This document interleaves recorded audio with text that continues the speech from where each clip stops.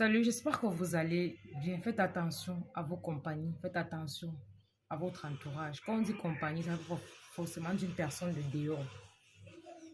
Si tu es lié, peut-être, si tu es très proche, peut-être un peu d'une cousine, bref, faites attention à vos compagnies. Parce que le témoignage que moi je vais lire tout à l'heure, que je viens de recevoir là, moi ça me dépasse.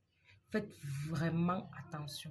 Ce n'est pas facile de marcher seul, mais je vous assure que quand vous allez réussir à marcher seul, vous allez beaucoup mûrir, vous allez comprendre que faut pas forcément être entouré pour évoluer.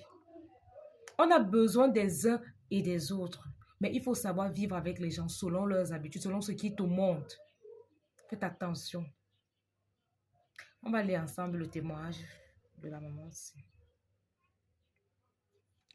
Bonjour Carole, c'est la maman qui était venue te voir sans prévenir. Je m'en excuse déjà.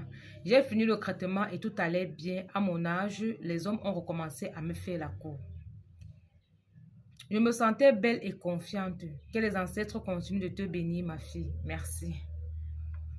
Ce qui me pousse à t'écrire est le fait que j'ai surpris ma cousine qui était comme une soeur pour moi en train de dire à sa fille qu'elle sort avec mon mari depuis plus de 20 ans. Écoutez un peu.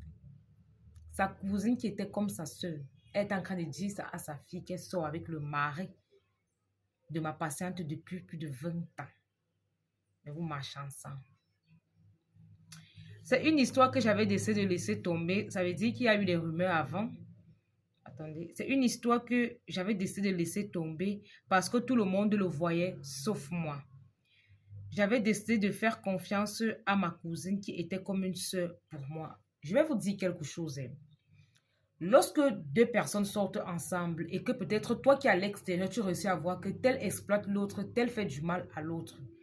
Pour les gens qui sont en couple, il est facile pour quelqu'un de l'extérieur de voir clairement ce qui se passe dans votre relation parce que nous, on juge avec la logique, avec la raison, parce qu'on n'a pas de sentiment pour X ou pour Y. Donc, on ne s'appuie pas sur le fait qu'il m'a aidé, il m'a sorti de la galère. Non, on dit ce qu'on voit. Voilà pourquoi parfois, nous qui sommes extérieurs, on arrive à voir que tel te fait du mal, tel t'exploite, tel n'est pas avec toi. On continue. Sauf moi, j'avais décidé de faire confiance à ma cousine qui était comme une soeur pour moi. Je t'épargne les détails. J'ai mal, mais au fond, je me sens libérée parce que je pense que voilà la révélation qu'a apporté ton traitement dans ma vie. Waouh! Pour quelqu'un qui vient de découvrir une telle chose, chapeau, tu as le mental, hein? Ma cousine elle-même a dit, bon, à sa soeur, bon, à sa fille, c'est une erreur, à sa fille, qu'elle a envoûté mon mari. Dans le silence, je vais me séparer d'elle. Voilà mon témoignage suite à ton traitement. Quand je pense que je voulais l'amener chez toi, merci à tes ancêtres de t'avoir mis sur mon chemin. Voilà pourquoi je vous dis souvent ici que je ne sais pas comment vous marchez dehors. Mais quand vous partez vous faire soigner quelque part, finissez d'abord avant de dire que je vais amener ma soeur, je vais amener ma bestie, ma juju, ma cousine, mon frère. Finissez d'abord. Parce que parfois, pendant qu'on vous fait le traitement, il y a négociation. Il y a négociation.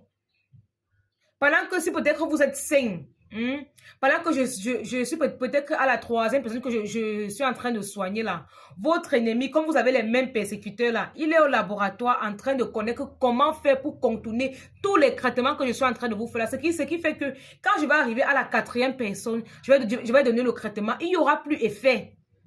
Il n'y aura plus effet parce qu'on saura déjà comment contourner tout ça, comment vous frapper à distance, comment vous...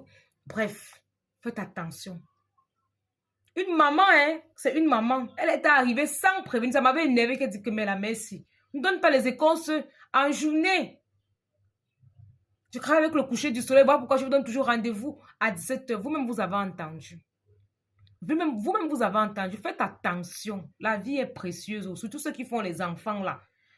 Ne vous engagez pas dans les choses et après, vous laissez vos enfants orphelins. Pardon. Ce sont les gens comme moi, ils pleurent toujours, les petits enfants là. Moi, j'ai déjà perdu ma mère. Je sais ce que c'est. Faites attention.